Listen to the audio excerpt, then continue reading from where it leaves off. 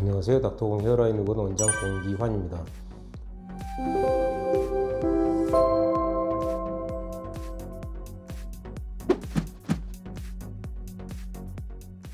오늘 말씀드릴 내용은 이식물의 생존율과 그 생존율에 영향을 미치는 팩터들에 대해서 간략히 말씀드리고자 합니다. 사실 이런 이제 생존율에 관련돼서는 몇 달 전에 제가 한번 말씀드린 적이 있긴 한데 이 부분만 가지고 썸머리에서 다시 한번 말씀드리고자 합니다. 이 식물이라는 게 이제 심었을 때 어느 정도 이제 소위 이제 생존을 하느냐, 흔히 우리가 이제 생착률 하는데요. 이게 사실 말로는 쉬운데 굉장히 어려운 부분입니다. 예를 들어 이제 모발이식을 하게 되면 처음에 이제 뭐 2주 정도가 골든타임이라고 해서 아주 중요한 시기고요. 2주에서 3, 4개월 사이에 한 상당수가 또 빠지고 또 그 후에 다시 또 자라서 우리가 상상하는 그런 멋있는 모습은 이식하고 5개월에서 1년 사이에 보통 나오게 되는데, 그래서 일반적으로는 이제 모발이식하고 1년 있다 최종 진단을 하게 되는 거죠. 물론 이제 일부 그 사람들은 1년 6개월까지 봐야 된다 이런 경우도 있긴 한데, 이제 그냥 대략적으로는 한 1년 정도 최종 진단을 하게 되어 있습니다.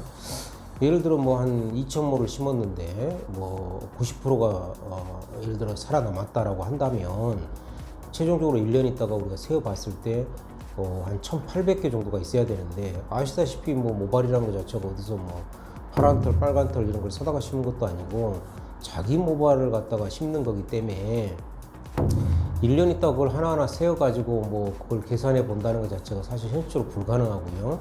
더더욱이 우리가 이제 밀도 보강 모발이식이라고 해서 기존에 이제 모발이 있는데 탈모가 일어난 그 사이사이에 넣는 이런 이제 밀도 보강 모발이식 같은 경우는 더더욱이 이거를 뭘 세어본다는 것 자체는 아예 상상할 수 없는 그런 얘기가 되겠습니다. 물론 이제 이런 모발이식 전문가가 확대경을 끼고 보면 어느 정도 뭐 이식모와 기존에 있던 모를 구분할 수는 있습니다만은 그렇다고 그렇게 해서 100%또 구분할 수 있는 건 아닙니다. 그래서 사실은 이제 이렇게 정확히 수치화돼서 우리가 몇 프로 생존할 수 있다, 생존율이 얼마다, 흔히 뭐 생착률이 얼마다 이렇게 말한다는 것 자체는 사실 거의 현실적으로 불가능한 얘기고요. 실제 우리가 나온 데이터들도 보면 뭐 스킨헤드 같은 경우 뭐 양쪽에 뭐 문신을 해가지고 그 안에 몇 개 이게 심어놓고 1년 있다 그 안에 몇 개 자랐느냐 이렇게 해서 나온 데이터들이 좀 있긴 한데, 그런 경우를 가지고 일반화해서 또 얘기하기는 어렵습니다. 그래서 사실 이식모의 생존율은 정확히 우리가 알 길이 없다라고는 하는데, 그래도 이제 궁금하니까 아까 말씀드린 그런 이제 간단한 몇 가지 나온 결과들을 보면 뭐 90에서 95% 사이 그렇게 보고는 하고 있습니다만은 실제 이제 그게 일반화해서 말씀드리기는 어렵다, 이런 부분을 다시 한번 말씀드리고요. 이런 이식모의 생존율, 그러니까 생착률에 영향을 미치는 그런 팩터들이 뭐가 있느냐 이건데, 사실은 또 이것도 그 카피하듯이 쓰고 있는 경우를 많이 보는데, 정말 그 각각의 요소들이 어느 정도 그 작용이 되는 건지, 의학적으로 어느 정도 근거 있는 건지 사실 그거에 대해서 정확히 알 길이 없는 거죠. 실제 우리가 이제 확실한 그런 팩트가 뭐가 있느냐, 분명한 거는 첫째, 이식모의 질이 되겠습니다. 이식모의 질이라고 하면은 이식모 자체의 순수한 그 질도 물론 의미가 있고요. 예를 들어 뭐 아주 건강하고 두껍고 이런 모발하고 그야말로 솜털같이 가는 힘없는 그런 모발하고는 심었을 때 결과가 분명히 차이가 나고요. 또 우리가 채취 과정과 트리밍, 소위 이제 그 모낭주위를 정리하는 거를 트리밍이라고 하는데, 요런 그 이식하기 전 단계까지 어떤 그 모낭주위에 가해지는 어떤 트라우마나 데미지, 요런 부분도 또 상당히 또 중요합니다. 트리밍에 대해서는 제가 몇 달 전 동영상에서 한번 말씀드린 적이 있고요.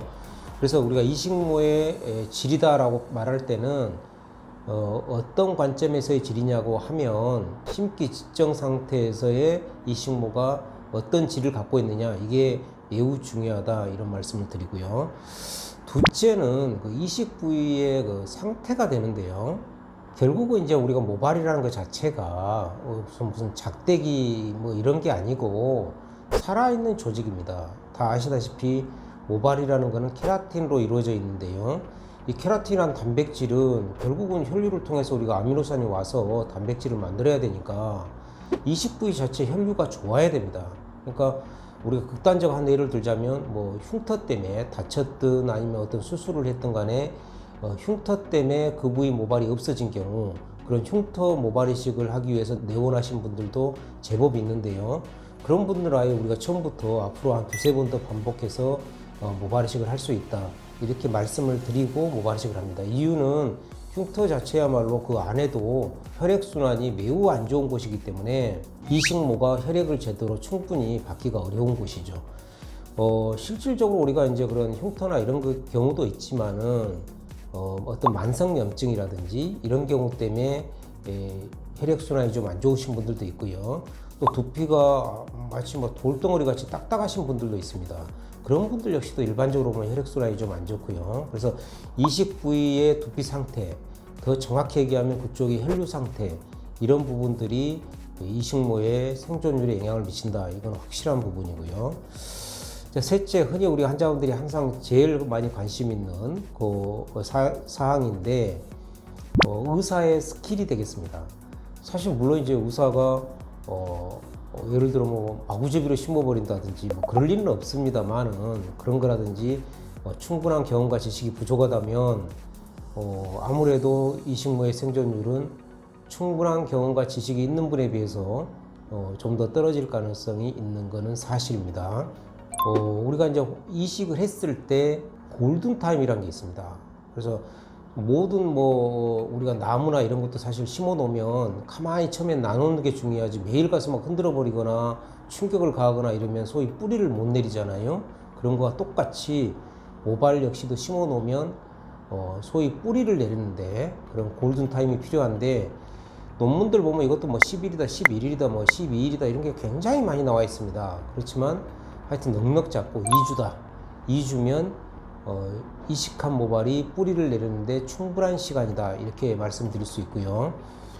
한 예를 들자면 작년인가 언제 제가 모발 이식 하신 분 중에 모발 이식 하시고 3일인가 4일째 택시를 타시다가 택시 그 위에 그 지붕 거기에 머리를 부딪히셔가지고 한 몇 가닥이 빠진 그런 케이스가 있었습니다. 이식하고 3일인가 4일째라서 그런 경우는 이제 쉽게 말해서 그 빠진 모발은 다시 안 나는 거죠. 그러니까 골든타임 중에는 빠지지 않게 관리를 잘 해야 된다는 거 그게 중요하고요.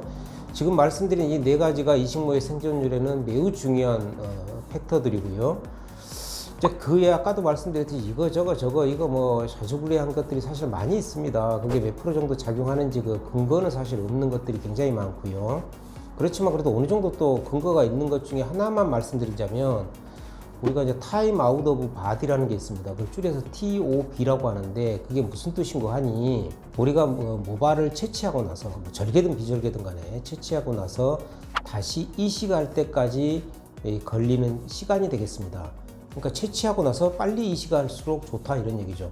1992년 닥터 림머라는 분이 이제 이런 데이터를 하나 발표를 했는데요. 그분이 이제 쭉 연구해서 데이터를 발표한 내용을 보면 2시간, 4시간, 6시간, 8시간, 24시간, 48시간 이 TOB를 이렇게 했을 때 이식모의 생존율이 어떤가 이런 부분을 이제 발표한 게 있는데요.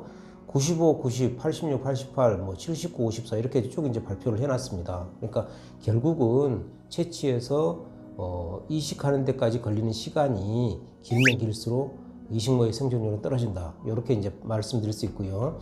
참고로 우리 닥터공 헤어라인 의원 같은 경우 이제 비절개를 99.9% 이제 많이 하고 있는 병원인데 그 중에서도 소위 이제 무삭발 로코 비절개라고 하는 저희 닥터공 헤어라인 의원의 그 스피드 무삭발 비절개 이 부분은 기존에 이제 무삭발 로코 비절개가 사실 좀 능숙하지 않는 분들도 많고 해도 좀 시간이 많이 걸리고 이런 부분이 좀 있는데 저희 같은 경우는 거의 절개와 비슷한 스피드 내지 절개보다 더 빠른 그런 무삭발 비절개를 하고 있어서 저희가 이제 이름을 스피드 무삭발 비절개로 바꿨다고 기존에도 제가 말씀드렸는데요.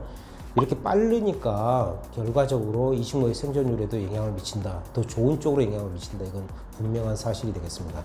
참고로 이제 기타 추가로 좀 말씀드리는 게 이제 사실은 이제 뭐 샴푸라든지 수술 후에 뭐 뿌리는 거, 스프레이 같은 거 이런 것들을 이제 가끔 얘기하시는 분들이 있는데 물론 샴푸는 기본적으로 중요합니다. 이식하고 보통 한 3일 내에만 샴푸를 하시면 문제가 없고요. 뭐 다음날 즉각 할 필요는 굳이 없는 거죠.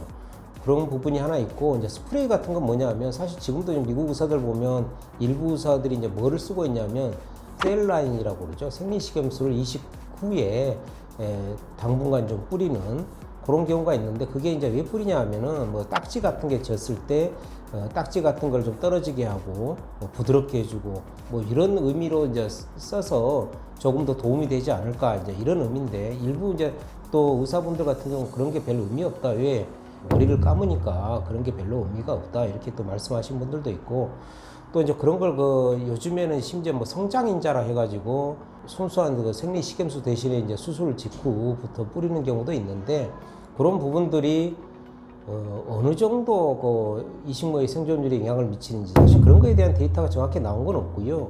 만약 설사 미친다 하더라도 매우 미미한 효과다, 저는 그렇게 생각을 하고 있습니다. 사실 그래서 이제 뭐 소위 이제 그런 걸 뿌려서 뭐 손해는 없으니까 아닌 말로 뭐 할 수도 있는 거고, 분명한 거는 다시 한번 말씀드리지만은 이식모 생존율에 영향을 미치는 그 팩터들은 아까 말씀드린 그 네 가지 중요한 팩터와 마지막에 그 TOB, Time Out of Body, 요거 정도까지는 중요한 요소다, 이렇게 이제 말씀드릴 수 있겠습니다. 오늘은 그 이식모의 생존율 및 그 생존율에 영향을 미치는 그런 팩터들에 대해서 간략히 말씀드렸습니다. 감사합니다.